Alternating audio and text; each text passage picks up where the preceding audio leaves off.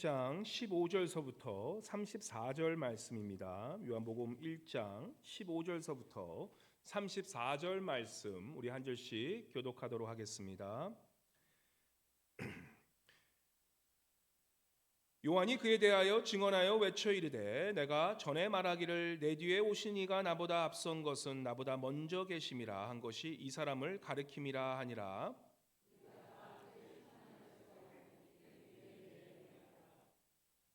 율법은 모세로 말미암아 주어진 것이요 은혜와 진리는 예수 그리스도로 말미암아 온 것이라.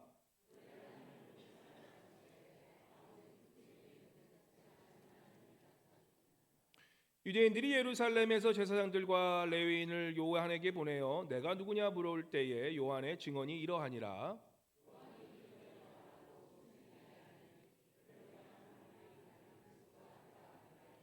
또 묻되 그러면 누구냐 내가 엘리야냐 이르되 나는 아니라. 또 묻되 내가 그 선지자냐 대답하여 되되 아니라.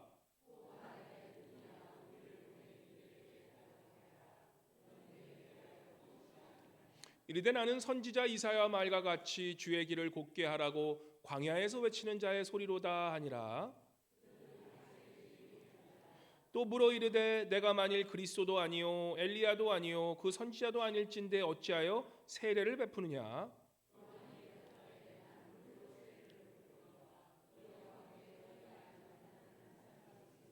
곧 내 뒤에 오시는 그이라 나는 그의 신발끈을 풀기도 감당하지 못하겠노라 하더라.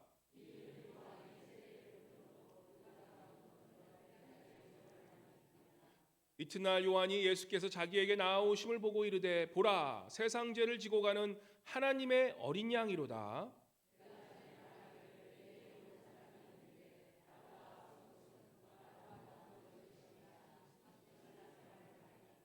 나도 그를 알지 못하였으나 내가 와서 물로 세례를 베푸는 것은 그를 이스라엘에 나타내려 함이라 하니라.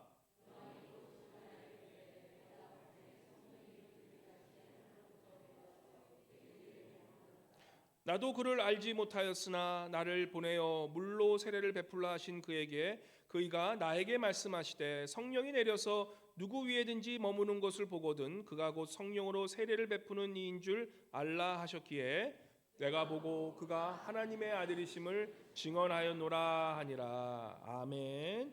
매 시간 임마누엘 성관에 나오셔서 주의 동산으로 주님께 찬양 올리게 드리겠습니다.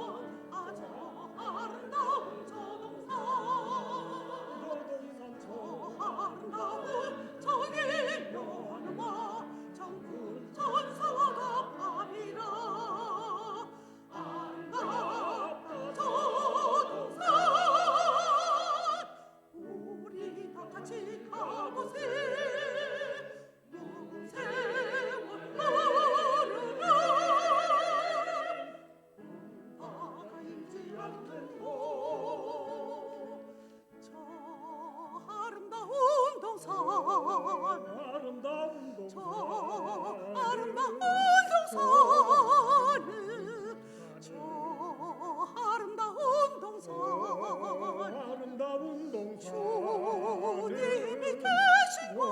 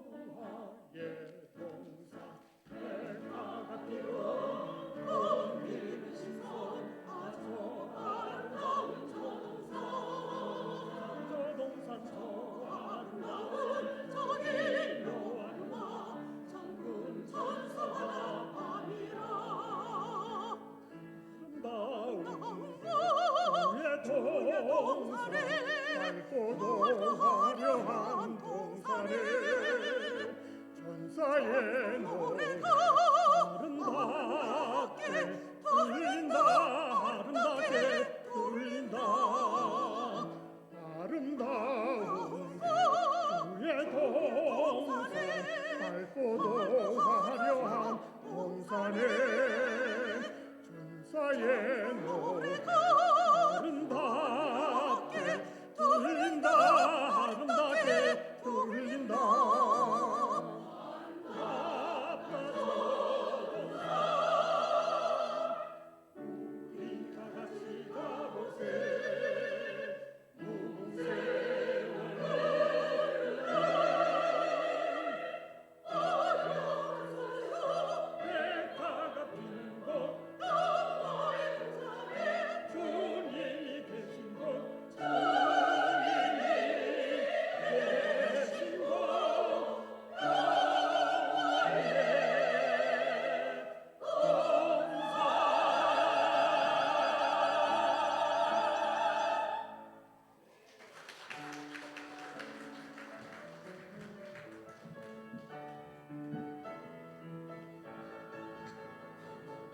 다시 한번 큰 박수로 주님께 영광 올려드리겠습니다.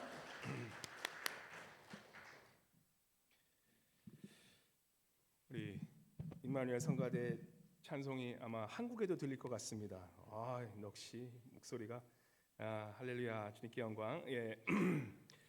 오늘 우리 인사드릴 때에 요즘 아시죠? 날씨가 우리 앵커리지 날씨가 웬만한 텍사스 조지아보다 날씨가 더 따뜻한 거 아시나요? 예, 텍사스 조지아는 거기 계속 눈 오고 막 그러는데 우리 지금 앵커리지는 1월달에 눈이 안 오고 거의 아스팔트가 보인 적이 거의 없다 그러시는데 30년 사신 분도 너무나 따뜻해서 하여튼 좋기도 하고 좀 그렇습니다, 그죠? 그래서 우리가 한번 인사하실 때 우리 옆에 분에게 이렇게 인사했으면 좋겠습니다. 당신 안에 있는 예수님의 따뜻한 마음이 눈을 다 녹이네요. 예, 그래서 한번 당신 안에 있는 예수님의 따뜻한 마음이 눈을 다 녹이네요. 예, 눈을 다 녹이네요. 네, 참 우리가 그렇습니다. 예, 눈이 오면 눈이 오는 대로 별로고, 그죠? 그리고 이게 또 눈이 안 오니까 저는 오늘 사실 눈이 많이 오길 바랬어요. 왜 그런지 아십니까? 눈이 많이 와야지 이게 얼음판이 조금 이게 걷기가 편해져서 우리 성도님 오시는데 이게 또 파킹낫이 또 아이스가 돼서 또 미끄러지면 안 될 텐데 넘어지시면 안 될 때 그 걱정해서 눈이 좀 와서 좀 포송포송해서 좀 걷기 편하면 좋겠다 했는데 눈이 오자마자 또 녹아버리네요. 예, 그래서 참 녹아도 그렇고 눈이 많이 와도 그렇고 우리가 늘 항상 주님 앞에 마음을 두고 사는 게 얼마나 중요한지 모르겠습니다. 우리 한번 옆에 분에 다시 한번 우리 한번 인사해 볼까요? 따뜻하니 좋네요 라고 한번 인사해 보겠습니다. 예, 따뜻하니 좋네요. 예, 따뜻하니 좋네요. 예, 아멘, 아멘. 우리 오늘 본문 보면 이제 요한이 나옵니다. 요한 등장. 성경에 아주 요한이란 동명이인이 두 명이 나옵니다. 그죠? 누가 있습니까? 예, 세례 요한과 사도 요한. 이 요한복음의 저자가 누구죠? 예, 성령님이 제자시지만 우리 사도 요한을 통해서 하나님은 쓰십니다. 그래서 사도 요한을 통해서 이 요한복음뿐만 아니라 요한 1서, 2서, 3서 뿐만 아니라 요한계시록이라는 이 성경을 쓰시게 하십니다. 성령은. 그러고 나서 우리가 잘 아는 오늘 나오는 세례 요한입니다. 세례 요한. 이 세례 요한은 예수님께서 말씀하시기에 이 여자가 낳은 사람 중에 가장 위대한 사람이라고 말씀하세요. 그래서 오늘 본문에 나오면 왜 그가 그렇게 위대한 사람인지를 우리가 알게 됩니다. 오늘 말씀 통해서 우리가 이 세례 요한이 왜 예수께서 그토록 훌륭한 사람인가를 깨닫고 우리 또한 그러한 세례 요한 같은 삶을 살아가는 그런 귀한 우리 성도님 모두 되시기를 바랍니다. 오늘 본문 말씀에 보면 우리가 지난주 말씀이지만 8절에 보면 세례 요한에 대해서 증거하고 있습니다. 요한복음 벌써 1장 8절에 세례 요한에 대한 얘기가 나오는데 8절 말씀 한번 같이 읽도록 하겠습니다. 시작. 그는 이 빛이 아니요 이 빛에 대하여 증언하러 온 자라. 이 세례 요한을 뭐라 그러냐면 그는 빛이 아니라는 거예요. 근데 그 빛에 대하여 뭐하러 온 사람? 증언하러 온 사람이다. 그래서 세례 요한에 대한 정체성을 분명히 이야기해줘요. 세례 요한은 빛의 본체는 아니지만 바로 그 세례 요한을 통해서 바로 메시아라는 큰 빛, 이 빛에 대하여 증언하러 온 자가 바로 세례 요한이라고 얘기해요. 그래서 그가 이 땅에 온 목적, 세례 요한이 이 땅에 살아간 목적을 정확하게 요한복음은 드러내 줍니다. 그러고 나서 6절과 7절에 보시면 또 이런 말씀이 나와요. 세례 요한에 대해서 얘기합니다. 우리 한번 6절과 7절 말씀 같이 읽겠습니다. 시작. 하나님께로부터 보내심을 받은 사람이 있으니 그의 이름은 요한이라. 그가 증언하러 왔으니 곧 빛에 대하여 증언하고 모든 사람이 자기로 말미암아 믿게 하려 함이라. 그래서 이 세례 요한은 그죠? 많은 사람들이 그가 빛인 줄 알았어요. 근데 그는 뭐예요?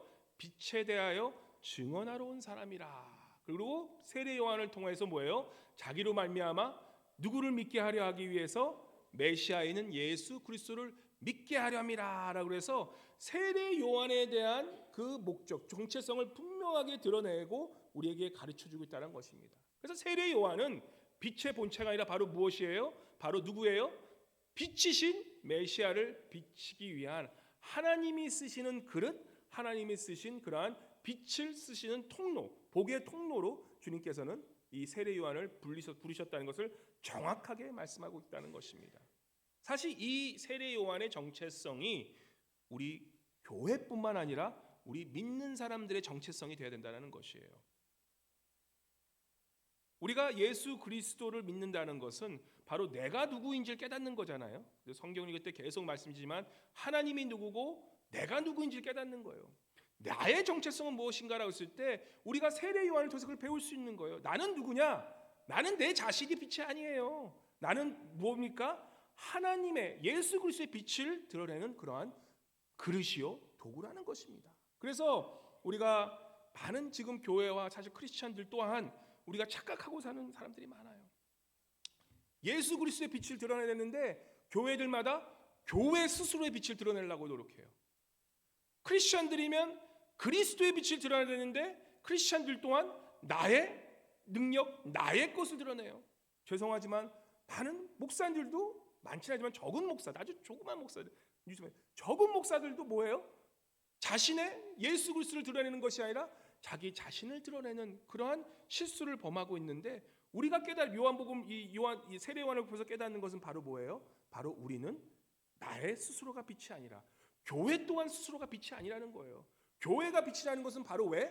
바로 하나 예수 그리스도가 교회의 머리 되기 때문에 예수 그리스도 때문에 교회가 빛이 나는 것이고 바로 예수 그리스도 때문에 성도들이 빛이 나는 삶이지 결코 그 빛의 주체는 교회도 아니요 우리 스스로가 되면 안 된다는 것입니다.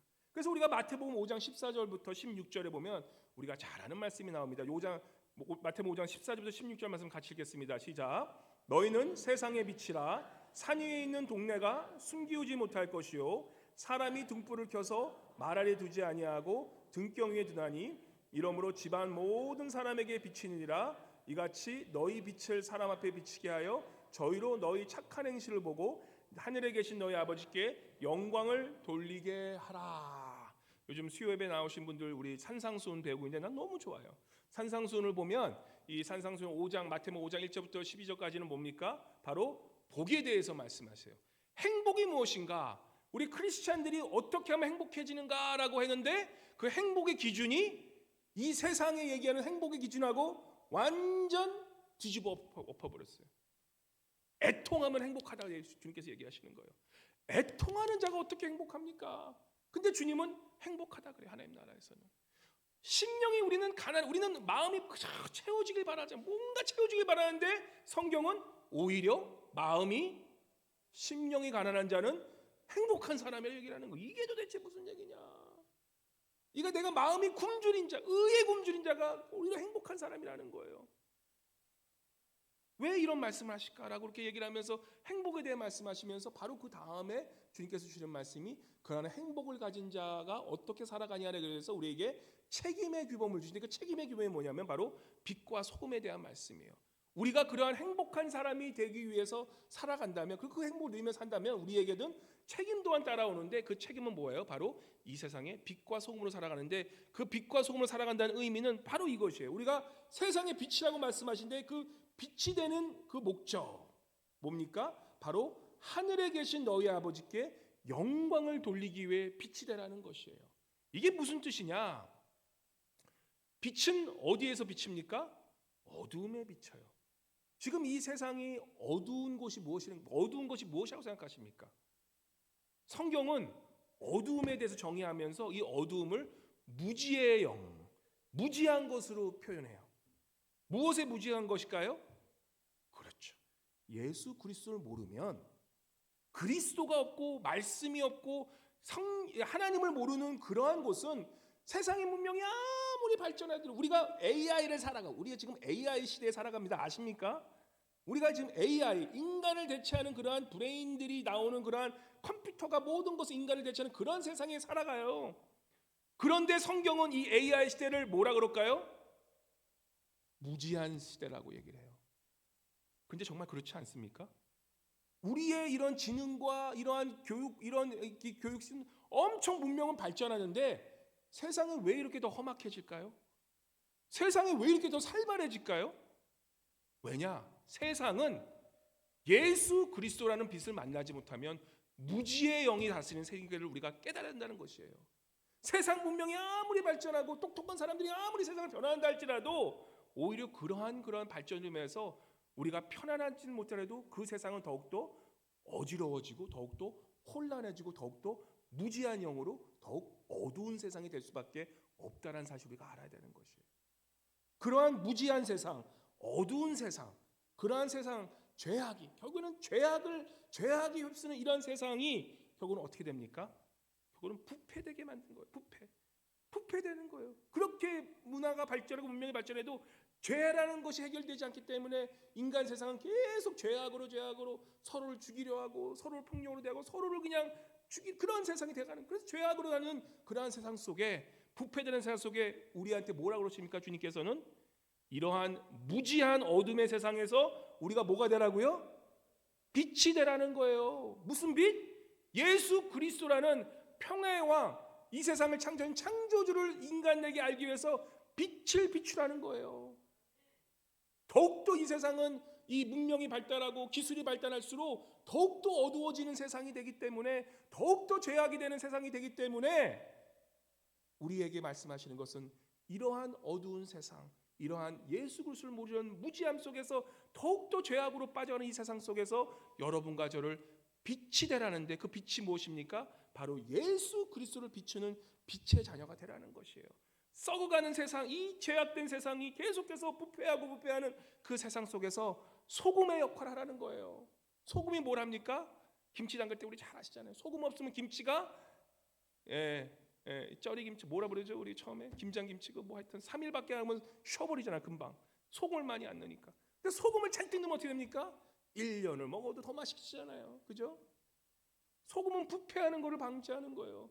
이 세상에 썩어지고 죄악됨으로 살아가는 이 세상 속에서 어떻게 합니까? 부패하지 않도록 소금 역할을 하는 것이 바로 여러분과 저의 역할이에요. 크리스천의 역할이라는 것이에요. 바로 그래서 우리에게 빛과 소금의 역할을 주시면서 바로 누구의 영광을 위해서? 하나님의 영광을 위해서 비치는 사람이 되라는 거예요. 그게 세례 요한입니다. 빛의 도구가 되라는 것이에요. 저는 참 우리 교회 화장실 쓰는 걸 너무 좋아해요. 우리 교회 화장실 가면 난 너무 기분이 좋아. 사실 저희가 이제 우리 교회 집에 가면 우리 애들 둘이 화장실 쓰거든요. 자기들끼리 써요. 엄마가 일주일에 한 번씩, 저는 그 화장실 들어가질 않아요. 정말 남자애들 둘이 쓰는 화장실 가면 정말 대단해요. 그 엄마가 일주일 가서 청소해 주는데도 청소하자마자 바로 다음 날 가면 거울에 내 모습이 안 보여. 이빨 닦으면서 큰 물 하면서 그냥 다 튄 거, 거울이 그냥 그래서 그냥 약간 흐미흐미해요. 근데 난 우리 교회 거울 가면 너무 좋은 게, 우리 권사님들, 우리 집사님, 우리 남성교 여성교에서 매일 청소해 주잖아요. 돌아가면서 이렇게. 근데 거울을 너무 깨끗하게 닦아내서 딱 보면 내 모습이 나의 생긴 것보다 더 잘생기게 보여. 얼마나 좋은지. 그죠? 거울은 어떻게 돼요? 깨끗해야지만 그 빛을 나게 한다는 거예요. 우리 또한 우리가 그 예수 그리스도라는 빛을 비추기 위해서는 어떻게 돼야 될까요? 우리의 마음을 깨끗하게 닦아야 돼요. 나를 돌아보면서 내 안에 있는 죄악적인 것이 우리가 회개하며 그런 깨끗함이 있어야지만 그 예수 그리스도의 빛을 비추는 빛의 자녀가 될 수가 있다는 것입니다. 세례 요한은 자신의 이 모습을 분명히 알았어요. 자신이 어떤 모습인 줄 알았던 사람이에요. 자신은 빛이 아니라 그 빛을 비추는 사람인 줄 알았기 때문에 하나님은 바로 그 세례 요한을 통해서 그 빛을 비춰주시는 것을 보게 됩니다. 이 사람이 우리가 내 위치와 자신의 정체성을 분명히 아는 사람은요, 사람을 분별하는 지혜가 생겨요. 우리가 욕심을 부리지 않고 우리가 삶을 살아가 보면 그 사람을 정확히 보고 그 사람의 의도, 이 사람이 왜 이렇게 나한테 하는 것이, 그 의도를 파악할 수 있는 그런 분별력의 지혜가 생기게 돼요. 인간으로 오신 예수 그리스도, 하나님이신 예수 그리스도를 가장 먼저 알아본 사람이 바로 주제 파악을 할 줄 알았던 바로 세례 요한이었던 거예요. 이 세례 요한이 1장 29절에 뭐라고 외치나요? 1장 29절 한번 오늘 본문 말씀을 같이 볼까요? 1장 29절 같이 읽어보겠습니다. 시작. 보라, 세상죄를 지고 가는 하나님의 이튿날 같이 읽겠습니다. 이튿날 요한이 예수께서 자기에게 나오심을 보고 이르되, 보라, 세상죄를 지고 가는 하나님의 어린 양이로다. 어린 양이다. 이 요한복음 첫 장에 보면 예수님에 대해서 뭐라고 나옵니까? 예수님은 뭐예요? 예수님은 누구시에요? 말씀이시되 그 말씀이 어떤 말씀이에요? 이 세상을 창조한 창조주 하나님의 말씀이신 거예요. 그래서 예수님은 누구십니까? 창조주 하나님이세요. 그리고 그 창조주 하나님인 우리 예수님께서 어떻게 오십니까? 말씀으로 뭐를 입고? 육신, 다음 주에 제가 말씀드릴게요. 육신으로 오신 하나님이세요. 그래서 우리 예수님은 하나님이시지만 육신을 가진 완전한 인간으로 오신 그런 하나님이세요. 우리가 생각하는 하나님의 개념을 완전 건너뛴 우리의 고통과 아픔과 슬픔을 아시는, 우리의 그래서 그 슬픔을 아시고 십자가에 지시는 그런 예수 그리스도 오시는 거예요. 그러고 나서 세례 요한이 예수 그리스도에 대해서 말씀합니다. 그 예수 그리스도는 어떤 예수 그리스도라고요? 바로 예수 그리스도 보자마자 뭐라고 얘기합니까? 요한복음 1장 29절 뭐라고 합니까? 같이 읽어볼게요. 시작. 보라, 세상 죄를 지고 가는 하나님의 어린 양이로다. 아멘. 예수님이 바로 이 정체성을 가진 분이셨다는 거예요. 예수님은 뭐예요? 세상의 모든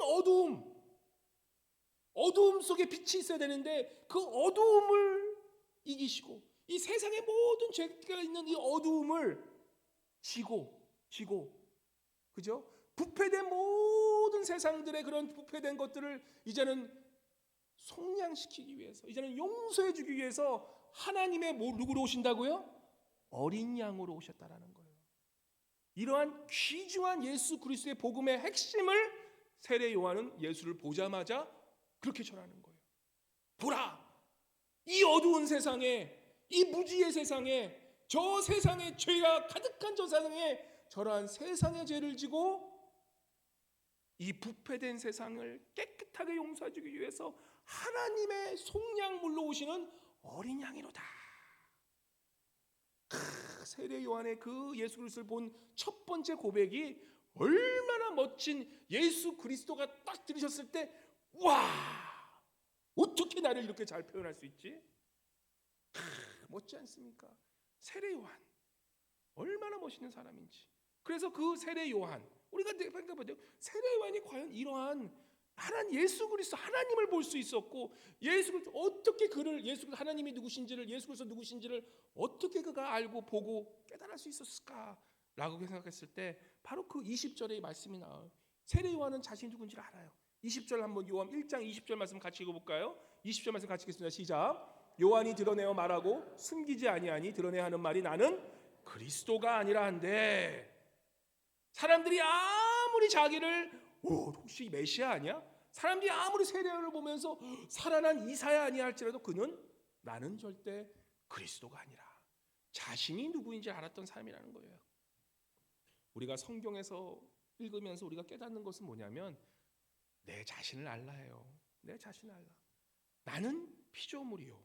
나를 창조하신 그분 예수 그리스도는 바로 나의 창조의 하나님을 깨닫는 것, 이게 얼마나 중요한지 아십니까? 제가 묻겠습니다. 여러분께서는 하나님께서 창조하신 그 하나님의 나라에 살고 계십니까? 아멘. 아니면 내가 만든 세상에서, 하나님이 내가 만든 세상에서 살고 계십니까?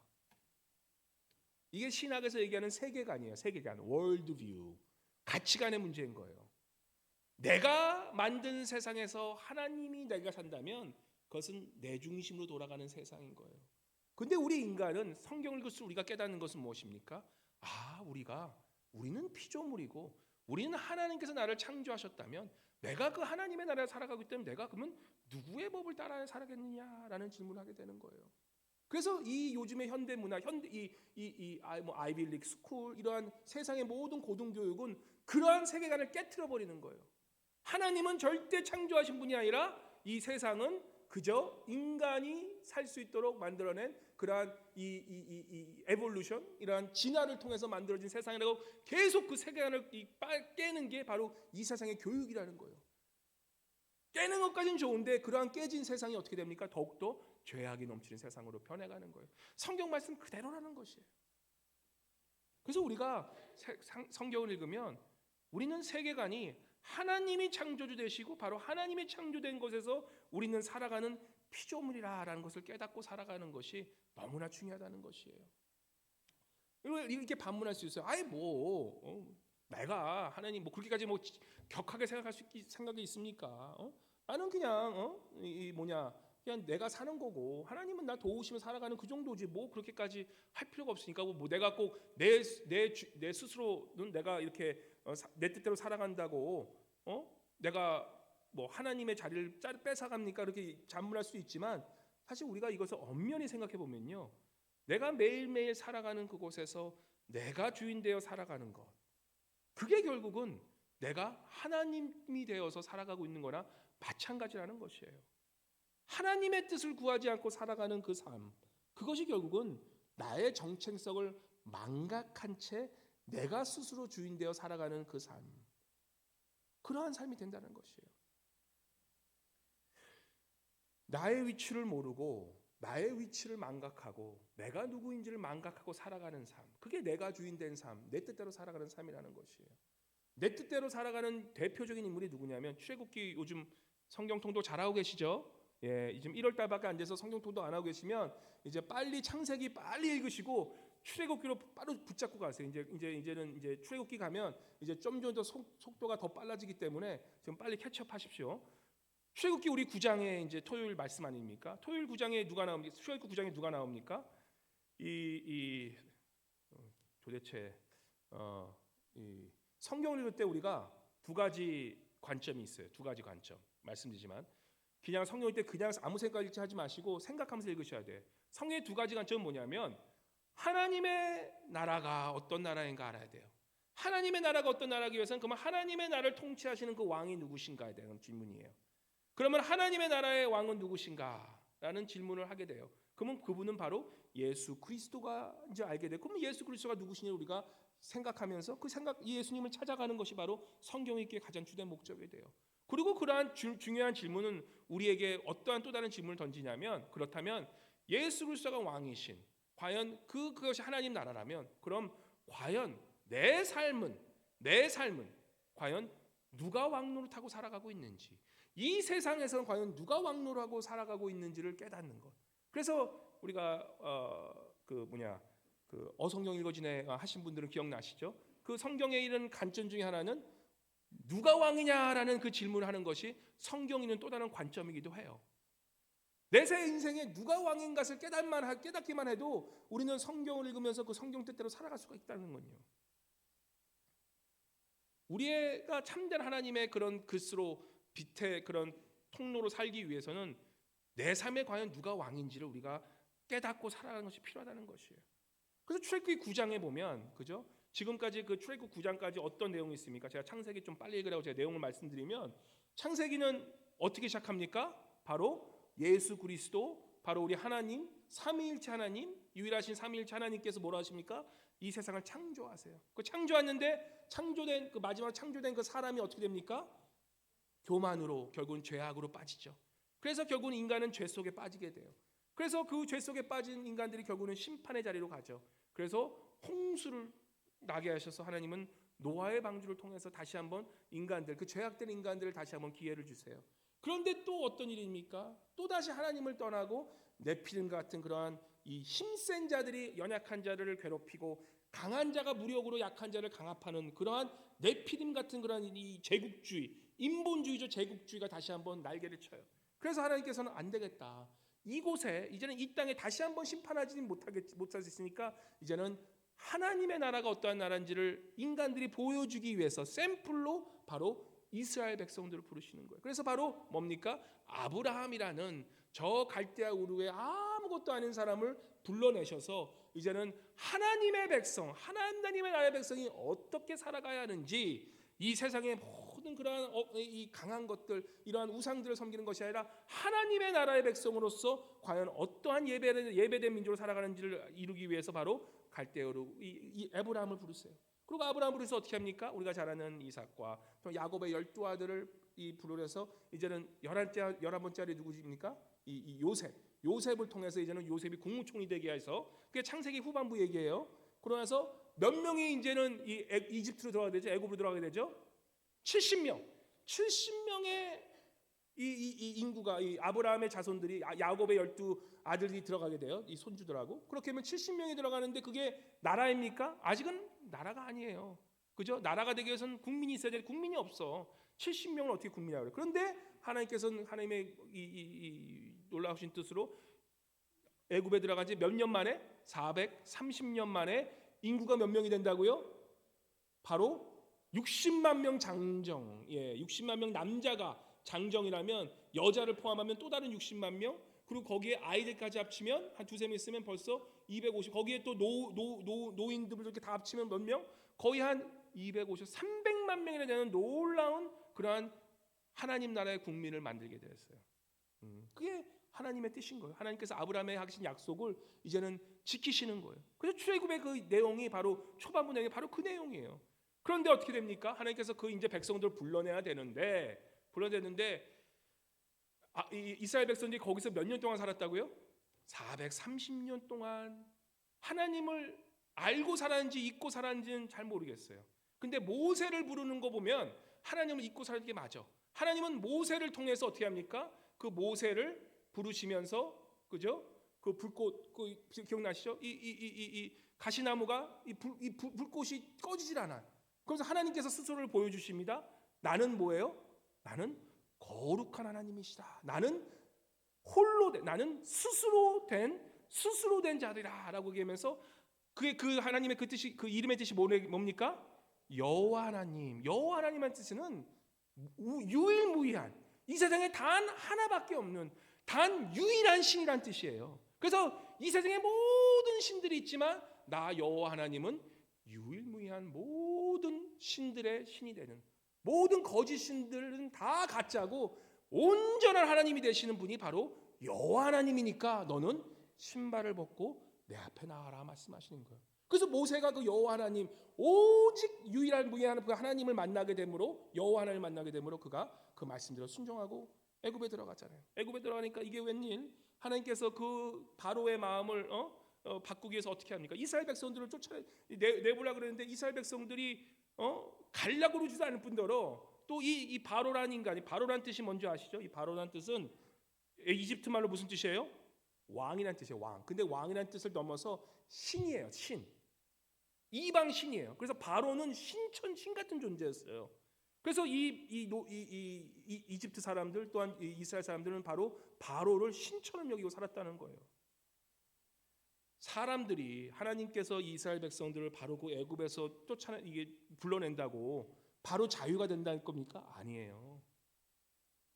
자유가 된다는 것은 그 사람이 환경이 바뀐다고 바뀔 것 같죠? 그건 아주 드문 케이스예요. 사람은 환경이 바뀐다고 그리 잘 바뀌지 않아. 사람 자체가 바뀌기 위해서는 뭐가 바뀌어야 되냐면 보이지 않는 내면 세계의 믿음 체계가 바뀌어야 되는 거예요. 종교가 그래서 굉장히 중요한 거예요. 어렸을 때부터 우리 아이들에게 어떠한 종교를 가르쳐 주냐에 따라서 왜 보이지 않는 그곳에서 아이들이 믿음 체계를 이제 발전하게 되는데 그 믿음 체계가 어렸을 때 잡혀지지 않으면 그 보이지 않는 그러한 곳에서 우리의 생활 습관과 우리의 생활 태도가 나오기 때문에 하나님께서는 이스라엘 백성들을 그 애굽에서 불러내시면서 그 마음속에서는 어렸을 때 가졌던 그러한 애굽에 있었던 그러한 보이지 않는 그러한 믿음 체계를, 내면적인 믿음 체계를 완전히 바꾸기 위해서 10가지 재앙을 내리시는 거예요. 그 10가지 재앙을 내리시는 우리가 알기는 뭐 피의 재앙을 내리시고 개구리, 파리, 뭐 우박, 메뚜기, 어둠, 장자, 이 모든 것들이 바로 애굽 사람, 이집트 사람들이 믿었던, 그리고 하나님의 백성이 될 이스라엘 백성들이 믿었던, 보이지 않는 곳에서 믿었던 그 내면 세계의 것들을 하나님께서는 바로 그 재앙을 통해서 그 사람들이 믿었던 이방 신들을 다 제거하는 거예요. 피의 신이었던 나일강의 신이었던 하피와 개구리 신이었던 헤케트와 이의 신이었던 세트와 파리의 신이었던 우아티트와 가축의 신이었던 하토르, 피부병 이포템, 우박의 신 슈, 메뚜기 세다피스 신, 태양신 라, 그리고 생명의 신인 프타와 죽음과 명계의 신 오시리스라는 신들을 하나님께서는 다 멸하신 거예요. 왜? 이스라엘 백성들에게 누가 진정한 왕이고 누가 진정한 하나님인 줄 알기 위해서 그 이스라엘 백성들과 이집트 사람들이 바로 그 하나님이 자신이 믿었던 모든 신들을 멸하는 걸 보자 어떻게 합니까? 하나님의 뜻에 따르잖아요. 이스라엘 백성을 놓아주기 시작합니다. 그래서 하나님은 이스라엘 백성들을 내리실 때 어떤 사람은 그렇게 얘기해요. 하나님 너무 잔인하지 않나? 왜 이렇게 사람을 많이 죽이고 막 이집트 사람들 다 막 저하시네. 그게 성경 보는 관점이 아니라 하나님은 그러한 뜻을 하기 위해서는 보이지 않는 그들이 믿었던 이방신들, 보이지 않았던 자신들의 믿음 체계에 있었던 그것들을 다 새롭게 하시기 위해서 하나님의 백성으로 세우시기 위해서 그러한 재앙을 불러내신 것을 보게 됩니다. 그래서 우리가 진정으로 변하기 위해서는 우리가 보이지 않는, 우리 뒤에서 우리를 컨트롤하고 있는 그러한 영적인 그러한 우상들, 영적인 것들 우리가 보고 그것들을 버릴 수 있어야 되는 거예요. 우리가 잘 아는 에베소서 6장 12절 말씀, 영적인 싸움에서 가르쳐 주지 않습니까? 우리 에베소 6장 12절 말씀, 잘 아는 말씀, 우리 한번 에베소 6장 12절 말씀 있나요? 예, 우리가 뭐 너무나 잘 아는 말씀입니다. 같이 읽어보세요. 시작. 우리의 씨름은 혈과 육을 상대하는 것이 아니요 통치자들과 권세들과 이 어둠의 세상 주관자들과 하늘에 있는 악의 영들을 상대함이라. 하나님께서 이 이스라엘 백성들에게 구원하시면서 그들에게 재앙을 내리신 이유는 바로 그 10개의 재앙을 통해서 그것의 우상, 그것을 잡고 있는 그러한 통치자들, 권세자들, 이게 세상 주관자들, 하늘에 있는 악의 영들을 한꺼번에 다 절멸하셔서 뭐예요? 그래서 이제는 이스라엘 백성들이 하나님, 유일한 하나님만을 믿는 그러한 거룩한 백성으로서, 세상과 구별된 백성으로서 살아가기 위해서 그렇게 하셨다는 것을 우리가 깨달으면서 읽어야 된다는 것이에요. 참 말하고 싶지 않지만 요즘 한국 뉴스 보면 다들 열통이 터지시죠? 아침에도 탁 뉴스 보고 오신 분들은 벌써 기분이 확 잡쳐서 오셨어. 대한민국 백성이라면 똑같아요. 우리 대한민국 국민이라면 다 똑같아요. 뭐 어디 쪽에 선이 다 똑같아. 이쪽도 열받고 저쪽 다 열받아요. 다 열받아. 네. 요즘 참 한국 정치 얘기하고 싶지 아주 짧게 끝낼게요. 한국 정치를 보면 너무나 극단화되고 있음이 우리가 염려해야 돼요. 염려해야 돼요. 이 정치적인 극단화가 되는 이유가 어떤 분이 그러시더라고요. 정치가 사법화돼 가고, 그러니까 정치로서 서로의 다른 점을 풀고 서로의 다른 점을 화협하고 타협해서 국민이 잘 살도록 해야 되는데 이게 사법화되는 거예요. 그래서 뭐든지 말만 아니면 법정으로 가버리는 거예요. 근데 법정이 또 무슨 문제냐? 사법이 정치화돼가. 정치가 사법화되고 사법이 정치화되면 어떻게 됩니까? 해결책이 안 나는 거야. 돌고 도는 사이클 돼버리는 거예요. 근데 저는 사실은 그거는 뭐 이 세상에 돌아가는 이치고, 사실 더 근본적인 문제는 우리 그리스도인들이 이것을 바라보는 이 시점은 뭐가 돼야 되냐면 세상 사람들과 똑같이 바라보는 것이 아니라 이것이 영적인 문제라는 것을 우리가 깨달아야 되는 것이에요. 바로 이것이 마귀가 원하는 것이고, 이것이 바로 사단은 뭡니까? 사단은 어떤 수를 써도 나누는 게 사단이에요. 사단의 이름이 뭐라고요? 서로 어큐스, 서로 참소하고 서로를 죽이려고 서로 삿대질하게 하는 게 사탄의 이름의 뜻인 거예요. 그 사탄은 분리하는 영이에요. 모든 것을 분리시켜요. 근데 우리 성령은 어떻게 하십니까? 성령은 연합시키는 영이라는 거예요. 그래서 우리가 한국을 위해서 기도할 때 다른 거 기도하지 마시고 뭐 저쪽 이쪽 기도하지 마시고 제발 우리 한국이 이제는 더 이상 갈리지 않고 하나 될 수 있도록 해서 기도해 주셔야 되는 것이에요. 그래도 미국이 왜 위대한지 아십니까? 미국은 서로 싸워도 미국은 나라 이름은 뭡니까? United States of America. 유나이티드. 서로 그렇게 싸우더라도 서로 마지막은 연합해야 된다는 걸 알아요. 근데 우리 대한민국은 너무나 안타까운 게 서로 싸우면 깨져야 된다고 생각해. 제가 조지아에 있는 분하고 얘기했는데 조지아에 한 한인 인구가 하여튼 70명, 요즘 많이 늘어서 한 2, 3만 명 됐다. 그런데 교회가 거의 100개 이상 된대요. 그냥 깨지잖아. 교회도 그냥 깨지는 게 당연한 거예요. 우리가 영적인 싸움은 뭐냐면 우리가 분리되는 것. 사단은 계속 분리시키지만 우리가 하나 될 수 있도록 싸우는 것, 하나 될 수 있도록 할 수 있는 것, 그걸 위해서 우리가 기도해 주셔야 돼요. 그러기 위해서는 바로 무엇을 위해 기도하냐?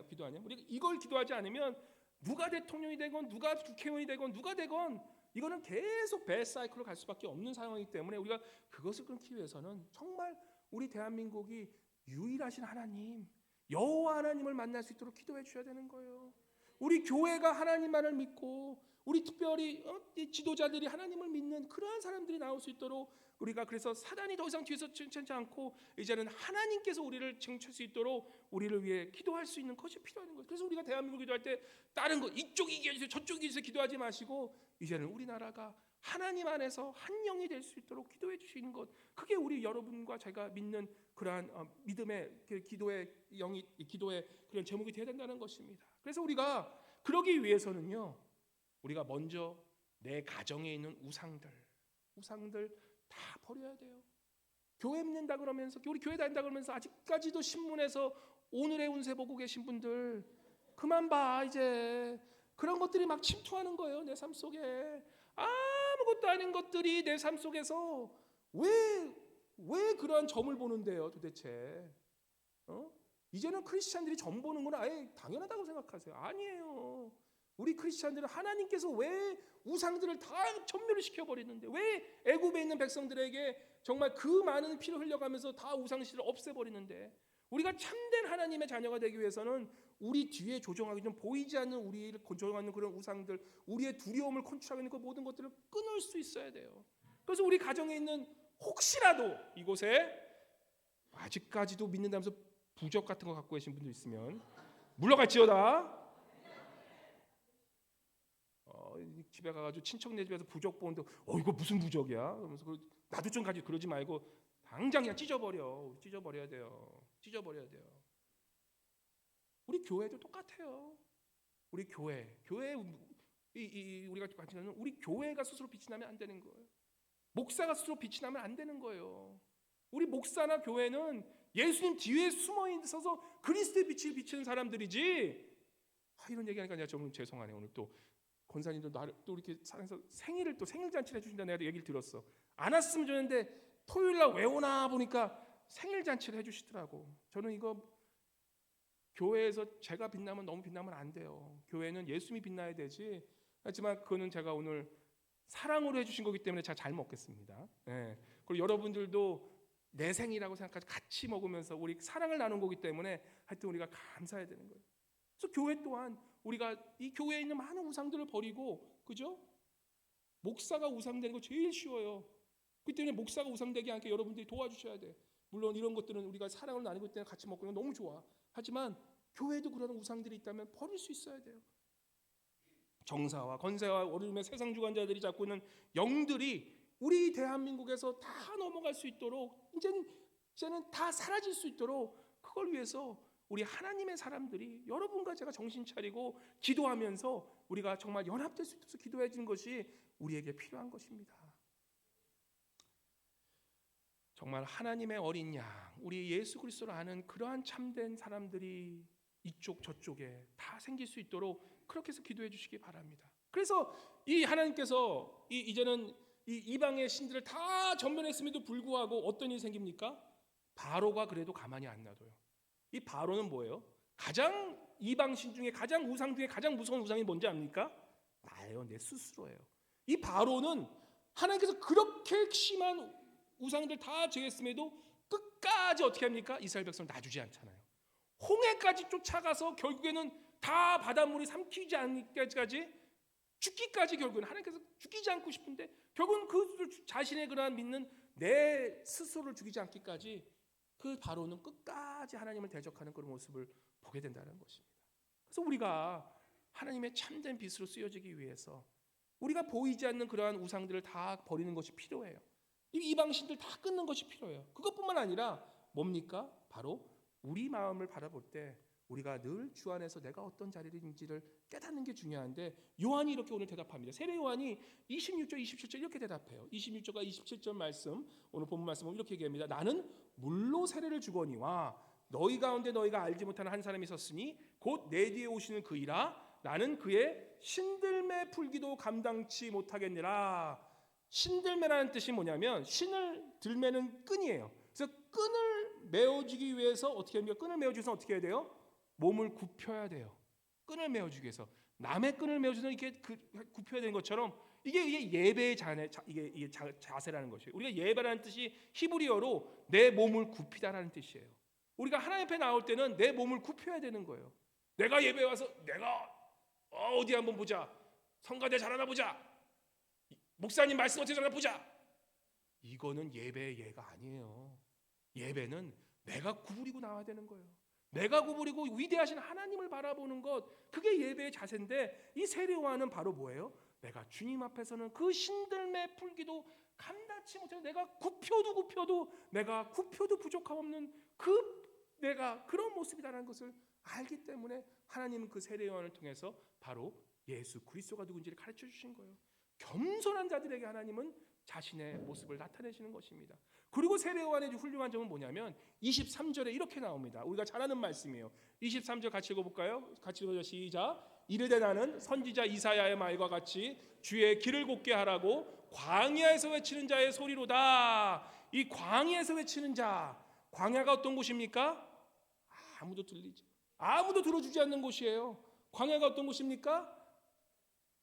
과일도 없어, 채소도 없어, 먹을 게 없는 곳이 광야예요. 사막에 물이 있습니까? 뭐가 있습니까? 아무것도 없는 곳이에요. 광야에서 부르짖는 자, 세례 요한은 아무것도 가지지 않고 아무것도 그러한 가난함 속에서, 그러함 속에서 정말 누구예요? 오직 하나님만을 바라보고 외쳤던 사람이었던 거예요. 광야란 곳은 어떤 곳이냐면 하나님의 음성만을 들을 수 있는 곳이에요.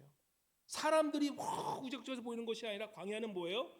사람들이 보건 안 보건, 누가 내 말을 들어주건 안 들어주건, 거기에 뭐 얻을 게 있건 없건 그런 거 상관하지 않고 오직 하나님 앞에만 내가 홀로 서겠다라는, 바로 그곳이 광야이고, 바로 그 광야에서 외치는 소리가 누구예요? 세례 요한이었던 거예요. 제가 세례 요한인 것이 아니라, 제가 가끔 새벽기도 나오면, 사실은 우리 요즘엔 우리 목사님 나오시고 여러분들 나와서 기도하지만 가끔은 그럴 때 있었어요. 온 지 얼마 안 됐을 때 새벽기도에 거의 딱 성도님 한 분 두고 나 혼자 새벽기도 할 적도 있었어요. 근데 저는 오히려 그 마음에 신이 났어. 야, 오늘은 내가 아무도 없으니까 오히려 내가 하나님 앞에 오히려 바로 서서 하나님 앞에만 내가 소리 질러야 되겠구나. 하나님과 내가 하니까 얼마나 좋은지. 사람이 보지 않고, 사람이 인정하지 않고, 사람이 들리지 않는 곳에서 하나님과 나만 대면하는 그것이 많으면 많을수록 우리는 하나님과의 관계가 더욱더 친밀해지고, 그 친밀함이 깊어질수록 우리의 믿음은 더욱더 깊어진다는 것을 알아야 되는 것이에요. 세례 요한은 바로 그렇게 광야의 소리, 바로 아무도 듣지 않지만, 아무도 보지 않지만, 아무도 인정해주지 않지만 그 광야에서 하나님만을 외쳤던, 하나님께 기도했던 사람이었기 때문에 하나님은 그를 알아보시고 그에게 가장 하나님의 위대한 비밀인 예수 그리스도를 가장 먼저 보게 해주셨다는 사실을 여러분과 제가 아시기 바랍니다. 그래서 여러분과 저는 광야의 소리를 내는 사람들이 되시기를 주님의 이름으로 간절히 바랍니다. 바로 그렇게 주님의 이름을 낼 수 있어야 돼요. 사람이 보지 않건 보고 난 건 그렇게 할 수 있는 사람. 그러면서 그 세례 요한이 이렇게 이야기합니다. 바로 그 예수 그리스도를 볼 때에 뭐라고 합니까? 보라, 세상 죄를 지고 가는 하나님의 어린 양이다. 그런 광야에서 세례 요한이 뭐라고 얘기하냐면, 이거는 좀 제가 좀 손가락을 좀 드세요. 손가락 이렇게 하늘로 드세요. 하늘로 딱 드세요. 그러면서 세례 요한이 뭐라고 합니까? 우리 29절 말씀 한번 29절 한번 읽어주세요. 29절 말씀, 세례 요한이 이렇게 하는 거예요. 하늘을 바라보면서 이렇게 얘기합니다. 이튿날 우리 청음 빼고 보라에서부터 시작할게요. 보라, 시작. 보라, 세상 죄를 지고 가는 하나님의 어린 양이로다. 아멘. 세례 요한의 훌륭한 점이 이거였던 거예요. 세례 요한은 뭐예요? 나를 보라가 아니에요. 우리는 살아가면서 나를 보라 그러잖아 자꾸. 아니에요. 우리의 모습은 뭐가 되어야 됩니까? 하나님을 보라라는 거예요. 나를 보지 말고, 제자들 나를 보지 말고 보라. 저기 모든 세상 죄를 지고 가는 하나님의 어린 양 예수 그리스도를 보라는 거예요. 제가 이곳에서 설교를 하는 이유는 뭡니까? 여러분들이 저의 오늘 목사님 살이 빠졌나 좀 빠졌나 양복이 어떻게 이런 거 보라 그러는 게 아니라 죄를 보는 게 아니라 나의 뒤에 있는 바로 예수 그리스도를 보라. 그게 설교거든요. 우리 살아가는 우리의 모습은 어떤 모습입니까? 바로 보라. 나의 삶을 사람들이 보면서 너 요즘 이렇게 변했니? 내가 이런 사람이야가 아니라 보라. 내가 이렇게 살아가는 이유는 바로 내가 이렇게 빛처럼 살아가는 이유는 내가 아니라 보라. 세상 죄를 지고 가는 우리 하나님의 어린 양을 볼 수 있도록 우리가 세상의 빛과 소금으로 살아가야 된다는 것입니다. 그래서 하나님은 우리 하나님은 세례 요한에게 가장 예수 그리스도께서 이 땅에 오신 이유, 이 어두운 세상, 계속 세상은 발달하지만 이 정말 문명의 정말 끝판왕까지는 우리 AI가 다스리는 이런 세상에 우리가 살아가고 있지만 세상은 더욱더 죄악되고 더욱더 어두워지는 것 여러분과 제가 느끼지 않습니까? 그러한 죄악 속에 또한 그러한 어둠 속에 있기 때문에 무지의 영이 있기 때문에 하나님을 모르는 예수 그리스도의 십자가를 모르는 그 세상은 결국은 죄악으로 빠지고 그 죄악은 결국 부패되고 또 부패되어서 서로를 죽일 수밖에 없고 서로를 죽이지 않으면 살 수가 없는 그러한 세상에 살아가는 이러한 세상 속에서 여러분과 저를 하나님께서는 이제는 세상의 빛과 소금이 되라고 부르셨다는 거예요. 누구의 영광을 위해서? 바로 이 어두운 세상에 예수 그리스도를 전함으로 이제는 그리스도의 그 지식으로 말미암아 이제는 절대로 연합할 수 있는 두 그룹이 이제는 서로 연합하는 것을 알게 되고 절대로 화해할 수 있는 두 원수들이 이제는 손을 잡고 서로 안아주고 예수 그리스도의 하나님의 한 나라가 될 수 있도록 그렇게 기도할 수 있는 그러한 세상의 빛이 될 뿐만 아니라 이 썩어가진 죄 때문에 썩어가고 진짜 썩어가는 이 세상 속에서 부패되지 않도록 단 한 사람의 그런 광야에 외친 소리를 말미암아 정직이 승리하고 정의가 승리하고 이제는 그 한 사람의 소리라도 이 세상에 정의가 바로 설 수 있도록 그렇게 소금의 역할을 하라고 저와 여러분을 부르셨다는 사실입니다. 사랑하는 여러분, 여러분과 제가 누구입니까? 누구예요? 지난주 말씀 뭡니까? 영접하는 자 곧 그의 이름을 믿는 자에게는 하나님의 자녀가 되는 권리, 권세를 주셨으니 그저 이는 혈통으로나 육정으로 나는 것이 아니라 오직 누구한테 난 것이라고요? 하나님께서 난 것이기 때문에 여러분과 저는 나의 정체성은 뭐랍니까? 옆에 분에게 말씀해 주세요. 당신은 하나님의 자녀입니다라고 한번 얘기해 주세요. 당신은 하나님의 자녀입니다. 예. 잊고 사셔도 이건 잊지 마세요. 우리는 하나님의 자녀인 거예요. 그래서 그냥 귀한 거야. 우리는 뭘 해도 귀한 거야. 뭘 하고 안 하고가 중요한 게 아니라 하나님의 자녀이기 때문에 귀한 거예요. 내가 좀 나이가 드니까 좀 쓸모 없어진다고 생각해도 절대 그렇게 생각하지 마세요. 하나님 안의 나라에서는 쓸모와 쓸모 없는 것이 사람을 구분하는 게 아니에요. 하나님 앞에서는 뭐예요? 바로 사랑이기 때문에 어떻게 보면 가장 쓸모없다고 생각하는 그 일을 예수님은 가장 귀하게 생각하시는 분이세요. 그때 우리가 서로 귀하게 생각하는 거야. 그래서 우리가 하나님의 자녀임을 깨닫고 또한 하나님의 자녀인 거라서 너무 그렇게 다니지도 말고 하나님의 자녀이기 때문에 뭐예요? 바로 우리가 하나님의 자녀의 책임의 역할을 하라는 거예요. 그 책임의 규범, 빛과 소금으로 살아가라는 거예요. 무지하고 어리석은 세상에서 계속 어두워지는 세상에서 이제는 예수 그리스도의 빛의 통로가 되어 살아가고 소금의 통로가 되어 살아가는 것입니다. 우리가 예수님을 어떻게 드러내고 삽니까? 이번 주 참 감사한 게 우리 중고등부 아이들, 우리 전도사님 이제 오셨는데 다시 우리 아이들이 한 달에 한 번씩 그 비컨이라는 그런 그 홈레스 자녀들이 살아가는 거기 그 파스터 케어 이 고아원 같은 곳에 임시 고아원에 가서 아이들과 한 달에 한 번씩 가서 섬긴다고 그렇게 얘기해요. 얼마나 감사한지. 또 우리 권사님이나 여러분들 제가 알기로는 토요일 힘든데 자기 생활 받기도 하고 얼마나 바쁜데 푸드뱅크 가서 봉사하는 분들 계세요. 얼마나 감사한지. 우리 루디아 여성교회 분기에 한 번씩 꼭 한 번은 그래도 저기 우리 열방교회 가서 우리 홈레스 분들 위해서 노숙자 모셔서 음식하고 나가지 않습니까? 이러한 작은 것들 정말 우리가 빛이 나는 것이 아니라 우리 동양송교회 빛이 나서는 안 돼요. 하여튼 예수 그리스도가 빛이 나게 하기 위해서 그렇게 하는 그런 분들 보면서 우리 하나님께서 얼마나 기뻐하실지 우리가 한번 바라보시기 바랍니다. 우리 사랑하는 성도님 여러분, 우리는 광야에 외치는 소리가 돼야 돼요. 그래서 하나님과 나는 그런 비밀이 많아져야 돼요. 사람들이 보지 않는 곳에서 베푸는 그런 선한 일이 넘쳐나면 넘쳐날수록 우리의 믿음은 더욱 깊어진다고, 더욱 뿌리가 깊어지는 것을 우리가 알아야 됩니다. 그래서 올 한 해 우리가 살아갈 때에 정말 내가 여태까지 믿었던 보이지 않는 그런 이방신들, 우상들 다 그냥 없애버리시고 이제는 뭐예요?